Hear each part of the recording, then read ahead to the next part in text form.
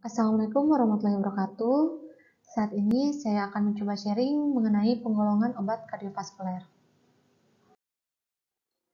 Nah, berikut ini adalah gambar dari pembuluh darah.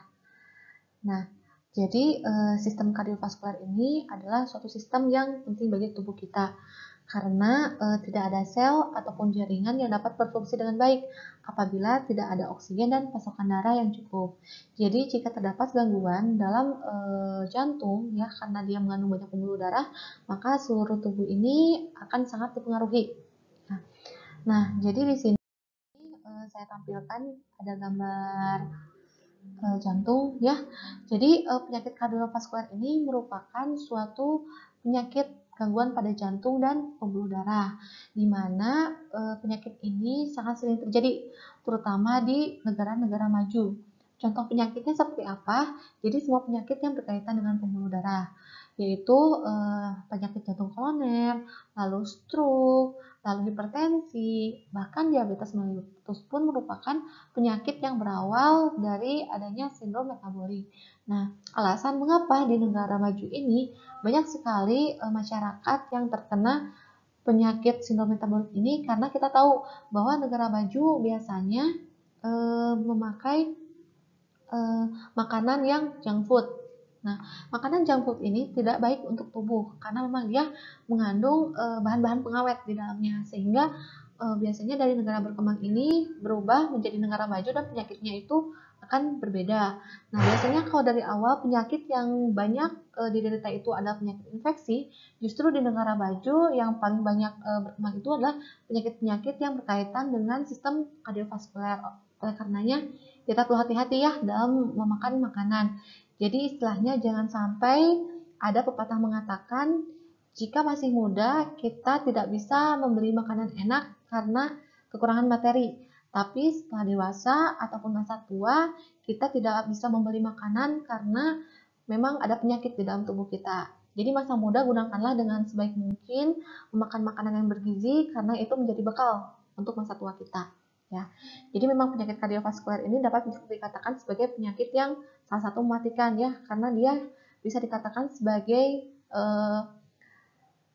silent disease ya, penyakit yang memang tidak terlihat tapi setelah terlihat nanti efeknya sangat merugikan bagi tubuh.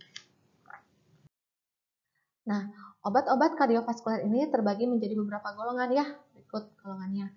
Ada alpha blocker, lalu antagonis ARB ya, angiotensin receptor blocker, kemudian ada ACE inhibitor, beta blocker, CCB ya, calcium channel blocker nanti akan kita bahas selanjutnya. Lalu ada diuretik. Nah, cara menghafalkannya gampang. Tinggal A, B, C, D dan satu lagi ya, N, A, B, C, N. A, B, C, D, N.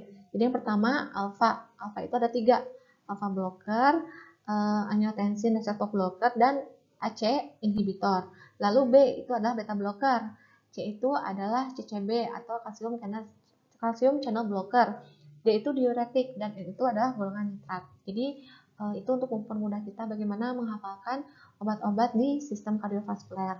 Nah, dalam pertemuan kali ini saya akan mencoba membahas satu persatu mengenai golongan obat tersebut ya, berkaitan dengan efek samping, lalu bagaimana mekanismenya agar kita mengetahui misalkan untuk bekal kita ya nanti misalkan ada masyarakat ataupun keluarga yang bertanya mengenai obat-obatan, setidaknya kita sebagai tenaga kesehatan bisa menjawabnya. Nah, berikut adalah yang pertama mengenai ACE inhibitor.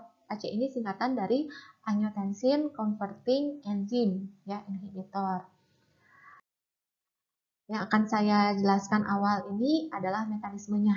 Ya, jadi renin ini merupakan suatu enzim ya, suatu enzim dan di mana dia bekerja secara enzimatik yang disebut sebagai bahan renin ya, atau di sini adalah angiotensinogen. Nah, angiotensinogen ini ia dapat melepaskan peptida asam amino 10 yaitu angiotensin 1. Angiotensin 1 ia memiliki sifat vasokonstriktor ya, dia memperkecil pembuluh darah. Nah, memperkecil pembuluh darah ini dia sangat berkaitan erat dengan penyakit hipertensi ya.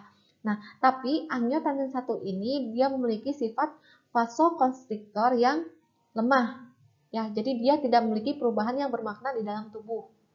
Nah, dalam beberapa detik setelah pembentukan angiotensin 1, maka terdapat 2 asam amino tambahan untuk memecah dari angiotensin mengubah menjadi angiotensin 2. Nah, ketika angiotensin 2 ini muncul di dalam tubuh, dia memiliki efek vasokonstriksi yang berbeda dengan angiotensin 1. Jika angiotensin 1 ini dia menimbulkan vasokonstriksi yang lemah, namun angiotensin 2 dia justru menimbulkan vasokonstriksi yang kuat. Apa efeknya di dalam tubuh? Ya, kita lihat di sini ada peningkatan-peningkatan ya.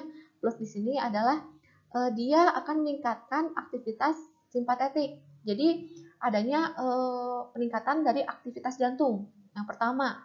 Lalu yang kedua, kita lihat dari angiotensin 2. Efeknya adalah dia merangsang tubula proximal nefron untuk menyerap kembali NaCl. Jadi di sini NaCl reabsorpsi ditulisnya ya. Jadi hal tersebut akan mengakibatkan menguranginya jumlah garam ya, jumlah garam NaCl dan H2 retensi. Jadi mengurangi garam dan air yang diekskresikan dalam urin. Akibatnya apa dalam tubuh? Akibatnya adalah peningkatan volume darah dan tekanan darah. Nah, jadi memang ini oleh angiotensin 2 sangat kuat ya efek vasokonstriksinya. Nah, lalu yang ketiga apa? Yang pengaruh lain yaitu adanya perangsangan kelenjar adrenal, yaitu organ yang terletak di atas ginjal. Nah, dia akan membebaskan suatu hormon. Namanya apa? Namanya adalah hormon aldosteron. Nah, hormon aldosteron ini ia bekerja pada tubula distal nefron ya, ginjal, yang membuat tubula tersebut menyerap kembali lebih banyak ion natrium dan air. Makanya ini berkaitan dengan yang tadi, garam dan air. Sehingga apa? Sehingga tadi sama ya, dia menyerap kembali natrium dan air sehingga meningkatkan volume dan tekanan darah. Jadi hal tersebut akan memperlambat kenaikan volume cairan ekstraseluler yang kemudian meningkatkan tekanan arteri selama berjam-jam bahkan berhari-hari. Nah, itu efek yang ketiga ya. Lalu yang efek keempatnya apa? Dia menyebabkan vasokonstriksi dari arterioral ya, dan dia menyebabkan peningkatan dari tekanan pembuluh darah. Kemudian yang terakhir adalah merangsang ADH. ADH ini adalah antidiuretik hormon. Nah, meningkatkan ADH ini dapat menyebabkan urin yang diekskresikan keluar tubuh ini sangat sedikit. Artinya apa? Dia akan beretensi di dalam tubuh. Nah, atau disebut dengan antidiuresis ya, sehingga menjadi pekat dan tinggi osmolaritasnya di dalam tubuh. Nah, jadi memang angiotensin 2 ini sangat berperan penting dalam penyakit kardiovaskular. Nah, bagaimana ACE inhibitor ini bekerja ya? Ini merupakan suatu gambaran ya, tadi saya ulangi lagi namun lebih intinya ya untuk melihat bagaimana ACE ini bekerja. Nah, jadi tadi ya angiotensinogen mengubah menjadi renin, berubah menjadi angiotensin 1, lalu dia berubah menjadi angiotensin 2. Nah, ACE ini ia kan untuk mengubah angiotensin 1 menjadi angiotensin 2 itu memerlukan suatu enzim. Salah satunya adalah enzim ACE. Nah, ketika ada obat ACE inhibitor, otomatis kan dia diinhibisi, dia dihambat. Jadi dia tidak ada perubahan dari angiotensin 1 menjadi angiotensin 2. Nah, namun pada keadaan normalnya ACE ini akan menyebabkan degradasi bradikinin menjadi inaktif peptida. Nah, namun karena adanya ACE inhibitor, otomatis bradikinin ini akan tetap ada di dalam tubuh. Efek dari bradikinin apa? Efeknya itu adalah merangsang kemoreseptor pada saluran nafas sehingga menimbulkan rasa gatal pada tenggorokan. Karenanya untuk obat-obat ACE inhibitor ini efek sampingnya adalah batuk karena bradikinnya itu tidak diinaktifkan. Nah, jadi ketika ada ACE masuk ke dalam tubuh, maka efek yang tadi 5 ya, yang aldosteron, lalu reabsorpsi Na dan air, lalu antidiuretik hormon ini dia akan dihambat sehingga tidak terjadi penyakit hipertensi ataupun yang mengarah kepada penyakit sindrom metabolik. Ya. Jadi dia terjadi penurunan tekanan darah. itu adalah untuk mekanisme dari ACE inhibitor. Nah, ini adalah secara penulisannya ya. Jadi, mekanisme kerjanya untuk ACE inhibitor, dia menghambat converting enzyme ya. ACE itu singkatan dari angiotensin converting enzyme. Peptidase yang menghidrolisis angiotensin 1 menjadi angiotensin 2, suatu vasodilator yang poten yang bekerja sebagian dengan merangsang pelepasan nitrat oksida dan protasiklin. Lalu penghambat angiotensin 2 ini, ya ini kita ulang lagi, menurunkan tekanan darah terutama dengan mengurangi tahanan vaskuler perifer dan curah jantung serta frekuensi jantung tidak diubah secara nyata. Penghambat ACE ini memiliki manfaat khusus dalam pengobatan penyakit ginjal kronik karena obat ini mengurangi proteinuria dan menstabilkan fungsi ginjal.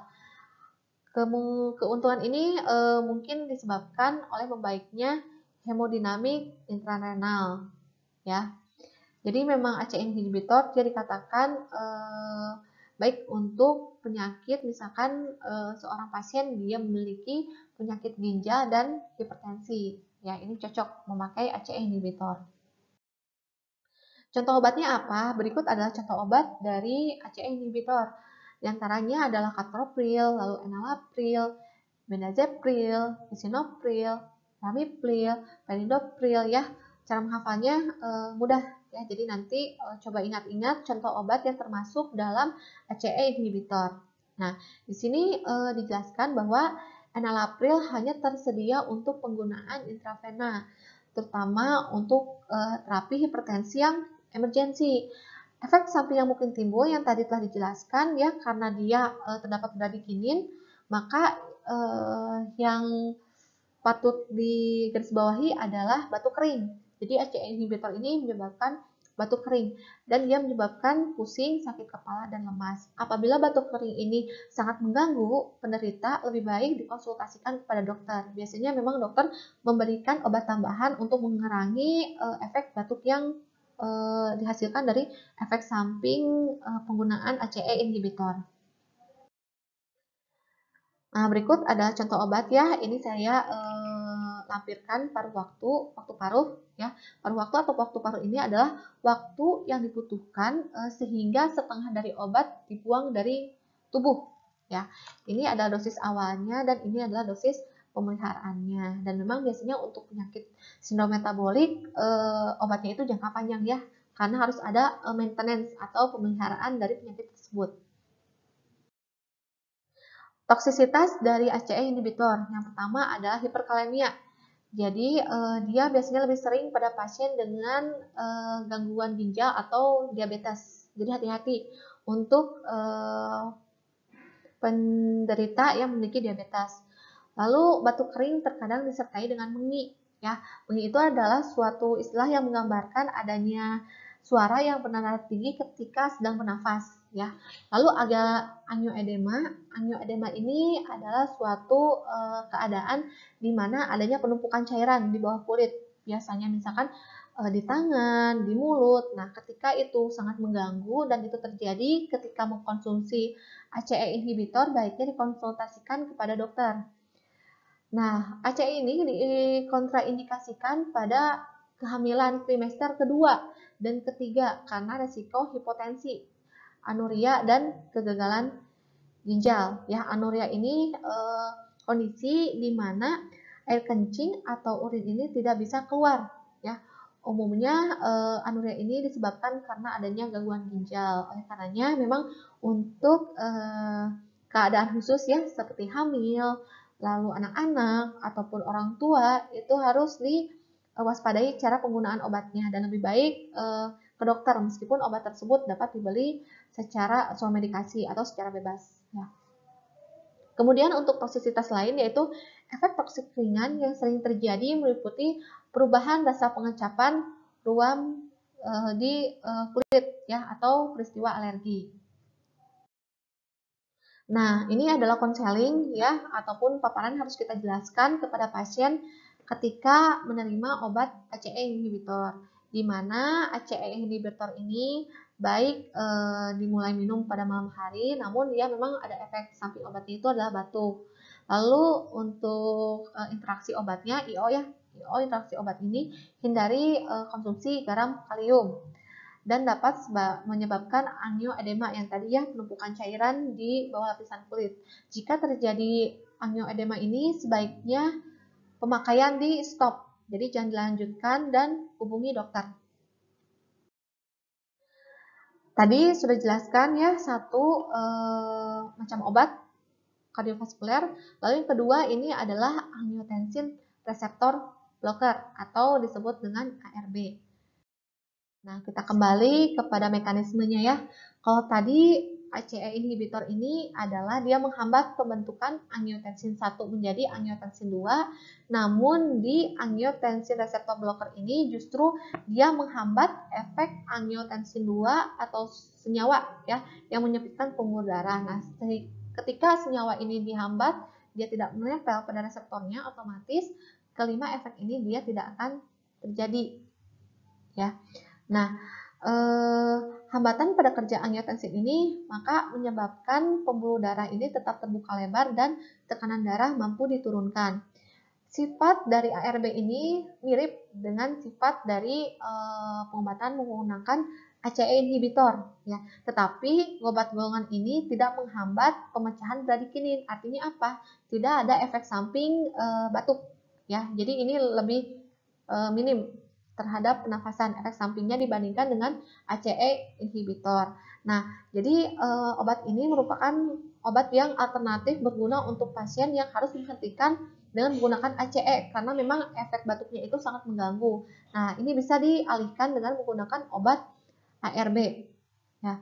Nah, memang obat ARB ini lebih efektif ya dibandingkan dengan ACE inhibitor karena untuk mengubah angiotensin 1 menjadi angiotensin 2 selain ACE ini ada enzim-enzim lainnya. Jadi memang untuk ARB ini lebih poten pemakaiannya dibandingkan dengan ACE inhibitor.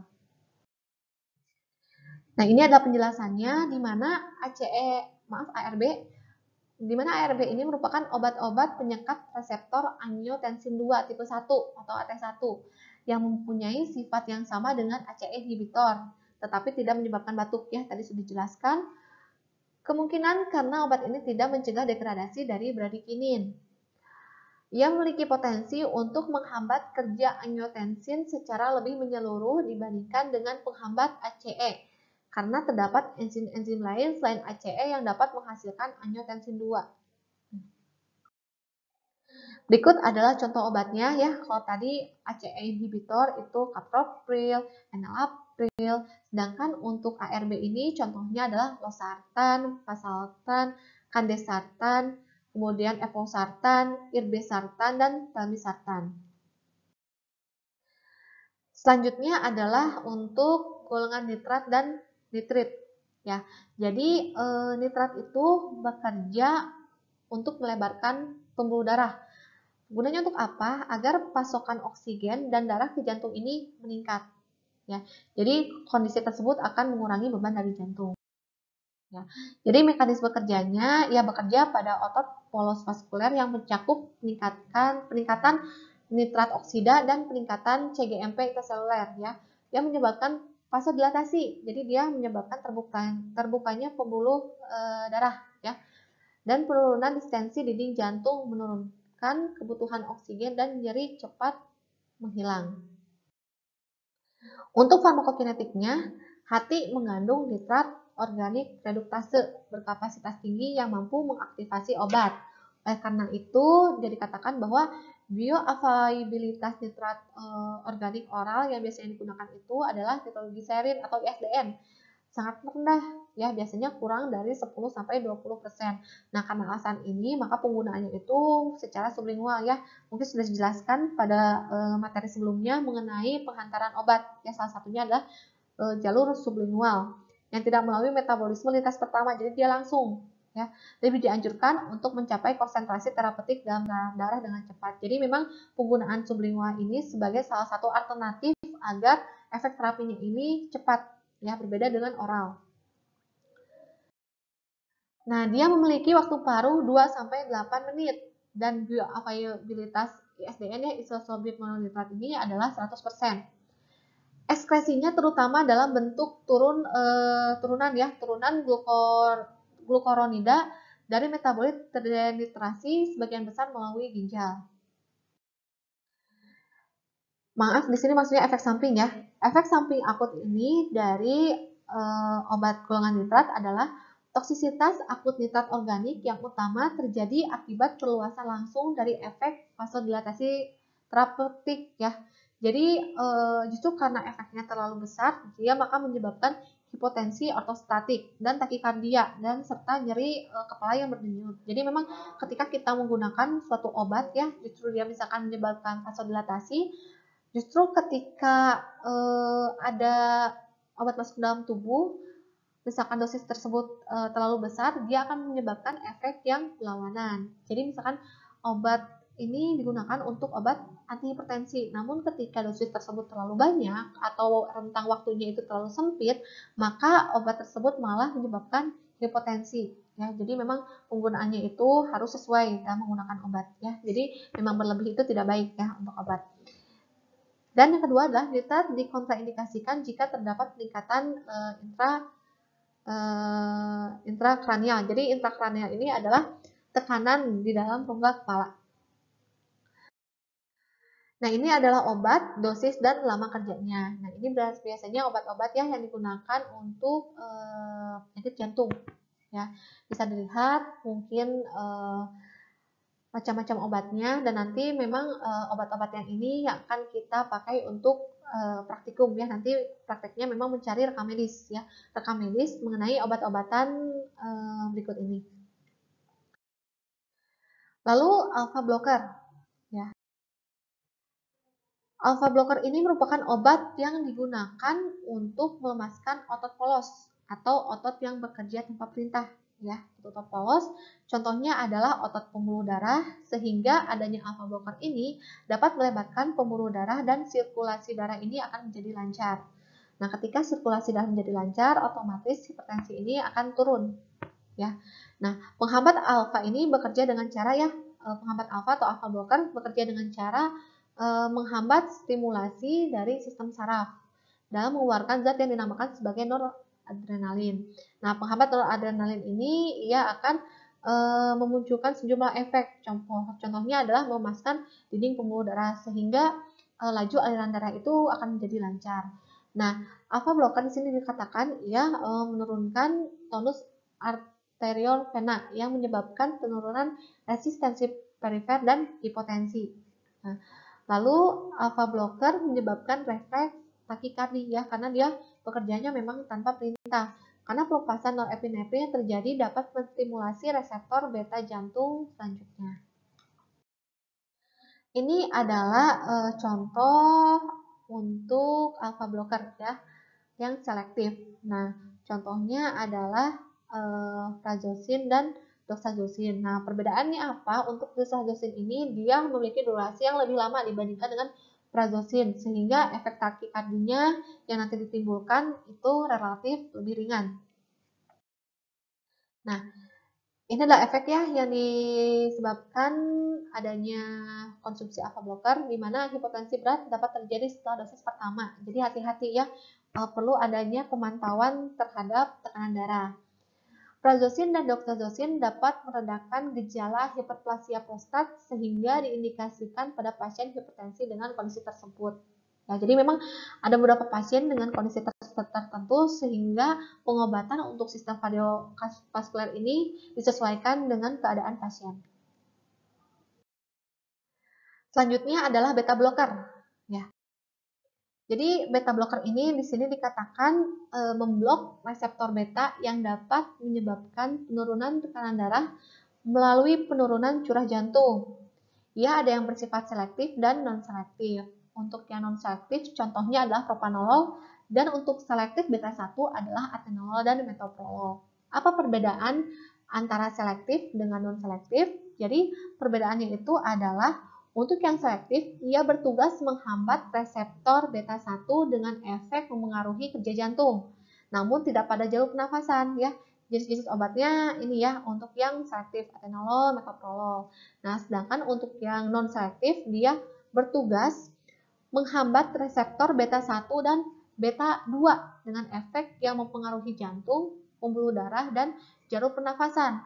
Jenis-jenis penghambatnya itu contohnya adalah propranolol. Nah, jadi memang untuk yang beta blocker yang non selektif ini dia tidak dianjurkan diberikan kepada pasien yang memiliki asma ya, karena propranolol ini yang non selektif ini dia mempengaruhi jarum pernafasan. Di sini dikatakan beta blocker juga cenderung meningkatkan trigliserida dan menurunkan kadar HDL. Jadi hati-hati ya penggunaan beta blocker untuk pasien yang menderita tinggi TG di dalam tubuh. Dan kelemahan dari beta blocker adalah efek samping yang sering terjadi, seperti tangan dingin, fatigu, dan efek yang jarang terjadi namun serius, contohnya adalah asma dan gagal jantung. Jadi ingat pemilihan beta blocker ini hati-hati untuk pasien dengan gangguan pernafasan atau asma, karena itu dapat memperparah kondisi asmanya. Lalu ada kalsium channel blocker ya, atau CCB. Nah ini ya, untuk CCB itu sendiri dia merupakan suatu obat ya, kelompok obat yang berguna untuk menurunkan tekanan darah, dan obat ini hanya digunakan sesuai dengan resep dokter ya. Hampir semuanya memang untuk obat-obatan kardiovaskular ini menggunakan resep dari dokter ya. Jadi selain untuk menurunkan tekanan darah, CCB ini digunakan untuk menangani gangguan pada jantung dan pembuluh darah, di mana cara kerjanya bisa kita lihat, ia memblok pemasukan kalsium ke otot jantung dan pembuluh darah. Kalsium dibutuhkan untuk konstruksi otot. Nah, jika pemasukan kalsium ke otot jantung dan pembuluh darah ini dihambat, maka jantung dan pembuluh darah ini akan sedikit rileks, sehingga tekanan darah ini akan turun. Ya. Contoh obatnya adalah nifedipin, diltiazem, verapamil, dan amlodipin. Efek samping yang sering terjadi adalah akibat vasodilatasi berlebihan ya, termasuk pusing, hipotensi, lalu muka memerah, dan edema pada pergelangan kaki. Jika ada efek samping seperti yang tertera ini, maka lebih baik dikonsultasikan dengan dokter. Konseling yang perlu diberikan untuk obat-obat yang termasuk dalam obat-obatan sistem kardiovaskuler. Yang pertama untuk obat-obatan alpha blocker ya. Jadi bila terjadi hipotensi saat pertama pakai ya, maka stop. Lalu pasien dapat inkontinensia terutama geriatrik. Jadi hati-hati untuk pasien yang usia lanjut. Kemudian untuk CCB, kalsium channel blocker, efek samping obatnya adalah flushing, konstipasi, sendi kaki yang berkeringat. Ya. Sekian penjelasan mengenai penggolongan obat kardiovaskuler. Semoga bermanfaat. Terima kasih. Wassalamualaikum warahmatullahi wabarakatuh.